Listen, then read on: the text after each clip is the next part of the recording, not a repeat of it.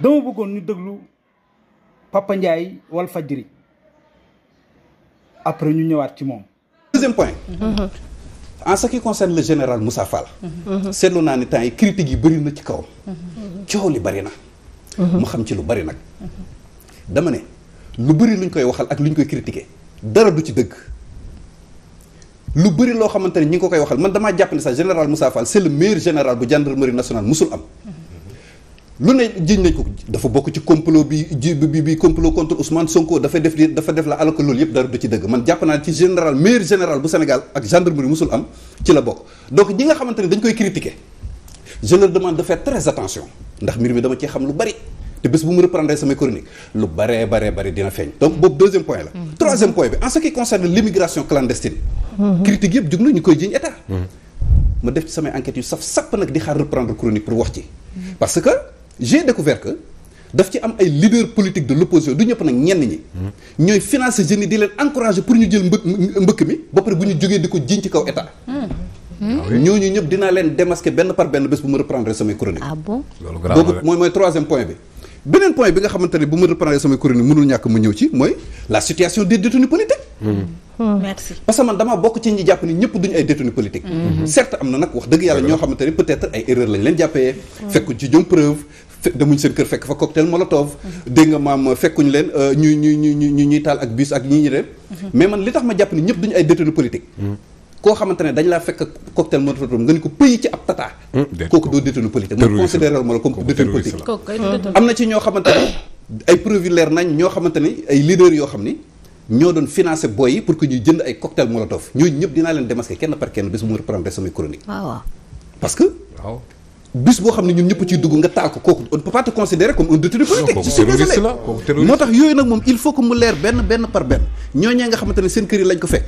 ak ñi nga xamante ne dañoo mbubboo opposition ba pare di indi giitangaas ci réew mi bu ñu jógee di ko jiiñ état alors que l'état n'a rien fait je vais les démasquer un à un ba ñëpp xam ñii lii mooy seen taxawaay ci réew parce que am na ci ñoo xamante ne je suis désolé de le dire maa ngi jégalu ci cadre bi mais daf ci bëri ay faux type ci leader yi na si opposition bi daf ci bëri ay ñoo xamante ne ay faux type lañ ñoo xam ne tekkiwuñ dara askan wi dañu leen góolu jox ko bopp alors que duñu dara ñooñu nag bés bu ma tàmbalee samay chronique yaakaar waxuma parrainage waaye am na ci ñoo xam ne signature sax duñ ko de toute façon 2024 soreetul début 2024 je vais reprendre toutes mes chroniques à Walfadjri te ñooñu ñëpp je vais les démasquer benn par benn donc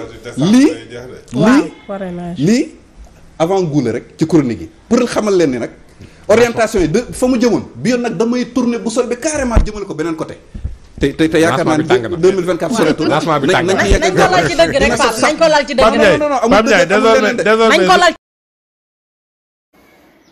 voilà mbokk yéen a ko déggandoo lii nag loo ci jàngee ñaar la rek que ne bukki bi màttoon gaay moo ko màtt que dama ne ñu ne gor pire buñ ne diw gor la déedéet bul ko teel a jugé ne waaw de xaaral ba ay millions romb ko jàll su boobaa nga soog a xam ne gor pire a ngoog ndax xam nga lu tax ku mel ni juge Sabassy Faye kooku ku ko wax ak ku ko waxul gor pire a ngoog waaye képp kuñ naan la gor la te ay milliards wala ay millions romb ko jàll rek na nga xamante ne nii ak ngorom des na ndax mbokk yi xaalis mooy soppi gor pire def ko jaam pire